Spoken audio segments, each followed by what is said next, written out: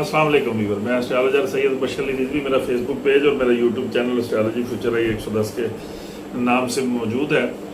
आज जिस चीज़ की मैं वीडियो लेके आया हूँ वो है ग्रहण।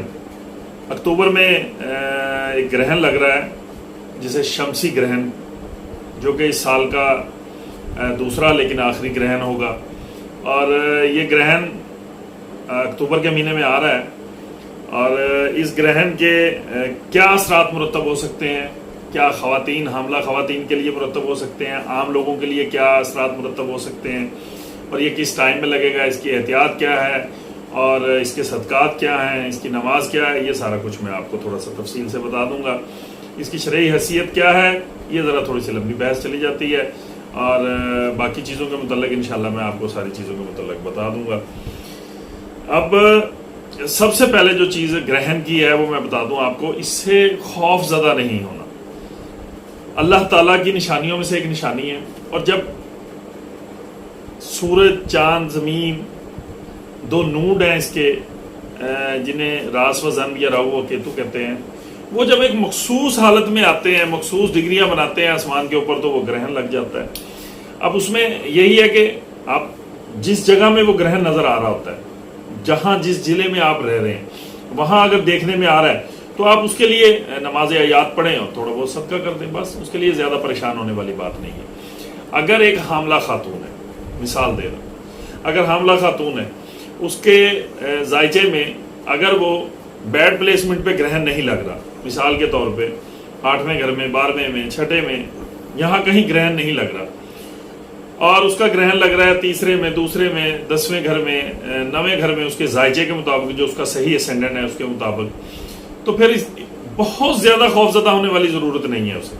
अगर उसका कहीं बैड प्लेसमेंट पे लग रहा है ग्रहण, तो फिर जाहिर है जब बैड प्लेसमेंट पे प्लैनेट भी बैड प्लेसमेंट पे पड़े होंगे और ग्रहण भी बैड प्लेसमेंट पे लगेगा उसके, तो यकीनी तौर पे वो उसे कुछ ना कुछ तकलीफ तो जरूर देके जाएगा। बुखार हो जाएगा, मोच आ जाएगी पाँव में, उसके जायचे के मुताबिक।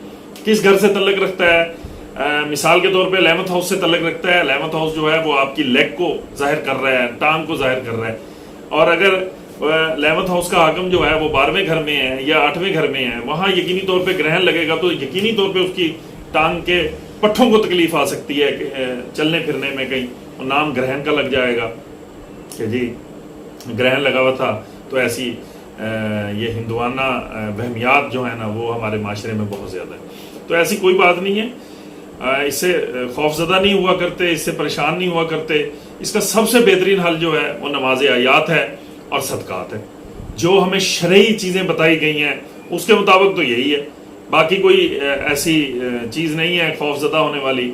एक खुदा की निशानियों में, परवरदिगार की निशानियों में से एक निशानी है ये भी, और कुछ डिग्रियां हैं जो चेंज होती हैं और वो उसमें आ जाता है। देखिए, अब नमाज आयात खौफ है, एक खौफ की वजह से इसकी नमाज याद पड़ी जाती है। एक अजीब सा खौफ तारी होता है कि जैसे दिन में अगर सूरज को ग्रहण लग रहा है और अंधेरा छा जाता है कि जैसे ही आपके अंदर एक खौफ होता है, तो आप सजदे में जाए, नमाज याद पढ़ दें, आपका खौफ दूर हो जाएगा। सजदा एक ऐसी चीज है, सजदा एक ऐसी चीज है जहां दुनिया का हर खौफ खत्म हो जाता है। आप नोट कीजिएगा मेरी बात को, जब भी आप सजदे में जाते हैं तो आप दुनिया से हट जाते हैं और आपके ऊपर कोई खौफ नहीं होता। सजदे में जब आप जाते हैं, ये एक वाहिद मुकाम ऐसा है जहां हर खौफ खत्म हो जाता है, क्योंकि इंसान अपने आप को खत्म कर कर उस सजदे में गिर जाता है उस परवरदिगार के सामने। जब इंसान वहां गिर जाता है तो इंसान सारे खौफ दूर हो जाते हैं। आप इसी तरह आम दुनिया में भी जब आप बिल्कुल साफ सुथरे होंगे और अल्लाह को हर वक्त हाजिर नाजर रख कर रखेंगे तो सारे खौफ खत्म होंगे इंशाल्लाह। इसी तरह नमाज याद के अंदर आप आंधी आ गई है, उससे खौफ आया, नमाज याद, जलजला आ गया, उससे खौफ आया, नमाज याद वाजिब है। तो इसी तरह ग्रहण की भी जब खौफ आता है तो नमाज याद पढ़ दें और सदका दे दें। सदका कुछ भी दे सकते हैं आप, अपने घर से कुछ भी अजनास निकालें, रोटियां पका लें, किसी भूखे को खाना खिला दें, सदका है। अजनास आपके घर में दालें पड़ी हैं, किसी गरीब बेवा को दे दें दालें, सदका है। पैसे हैं, सदका है। आप कुछ भी सदका दे सकते हैं, आपके ऊपर डिपेंड करता है। आपके घर में जो चीज़ है आप बिल्कुल दे सकते हैं सदका। تو نماز عیاد پڑھنے کی جو شرائط ہے وہ میں اپنے فیس بک پیج کے اوپر یہ پورا ایک پیج نماز عیاد کا طریقہ اور ان تمام تر چیزوں کو جیسے جیسے ہے بیان وہ میں نے اپنی Facebook page astrology future آئی 110 کے اوپر دیا ہے. آپ اس کے اوپر سے دیکھ کے پڑھ سکتے ہیں. باقی میں نے پوری تفصیل بھی اس کے اندر لکھ دی ہے اور آپ کو تفصیل سے سمجھا بھی دیا ہے, اس لیے اس کا زیادہ خوف کھانے کی ضرورت نہیں ہوتی. ابھی میں آپ کو اس کی ٹائمنگز اور کب لگے گا کس طرح کیا وہ سارا کچھ بتا دیتا ہوں. یہ سال کا دوسرا اور آخری گرہن ہے. یہ گرہن 25 اکتوبر 2022 کو دن 1:57 پر اس کا آغاز ہوگا اور پاکستانی اسٹینڈرڈ ٹائم کے مطابق, اور اس کا خاتمہ جو ہے وہ 25 اکتوبر کو ہی 2022 شام کو 6:03 پر ہوگا. دیکھ لیں 1:57 پر لگے گا اور 6 مطلب یہ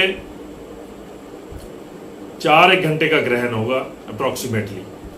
تو اس گرہن کے دوران آپ کے اگر شہر میں لگ رہا ہے, سادہ سی بات ہے, جس ضلع میں آپ رہتے ہیں اگر وہاں نظر آ رہا ہے نماز عیاد واجب, نماز عیاد پڑھ دیں. اگر حاملہ خواتین ہیں یا کوئی بیمار لوگ ہیں جو وہم کرتے ہیں, وہ ان کے لیے سب سے بہترین چیز استغفار ہے. استغفار کی تسبیح پڑھ دیں, نماز عیاد پڑھ دیں, صدقہ اپنے ہاتھ سے دے دیں, رد و بلا ہے, بس کچھ بھی نہیں ہے پھر. اور محمد و آل محمد علیہ السلام کی تسبیح پڑھیں, ان پہ درود و سلام بھیجیں, سب خیر ہی خیر ہے انشاءاللہ تعالی. تو یہ میں نے آپ کو ٹائمنگز بتا دی ہیں اور ان تمام چیزوں کے متعلق آگاہ کر دیا ہے. مجھے زیادہ عادت نہیں ہے لوگوں کو خوفزدہ کرنے کی, ڈرانے کی اور ان کے اندر ایک خوف پیدا کرنے کی. اسٹرالوجیکلی میں نے آپ کو پورا اس کا تجزیہ کر دیا ہے کہ یہ کہاں کس طرح لگے تو اہم ہوتا ہے. جس کسی کے ذائچے کے 6، 8، 12ویں گھر میں لگے گا اس کو تھوڑی سی احتیاط کر لینی چاہیے, صدقہ خیرات دے دینا چاہیے. اور احتیاط یہی ہے کہ جب تک وہ گرہن ختم نہیں ہو جاتا, بلکہ گرہن کے بھی 2، 4، 6 گھنٹے کے بعد تک پہلے سے بھی, کیونکہ پلینٹس بڑی آہستہ آہستہ موومنٹ کر رہے ہوتے ہیں, ڈگریاں تو وہی چل رہی ہوتی ہیں, تو آپ اس میں ذرا تھوڑی سی احتیاط کر لیں بس. اور وہ ٹائم گزر جائے تو پھر بس ٹھیک ہی ٹھیک ہے. اور باقی یہ سارا میں نے بڑا تفصیل سے بیان کر دیا ہے. میرے چینل کو آپ نے سبسکرائب کرنا ہے, لائک کرنا ہے, شیئر کرنا ہے, تاکہ مزید انشاءاللہ میں آپ کے لیے اچھی ویڈیو لا سکوں. مجھے اجازت دیجیے, والسلام.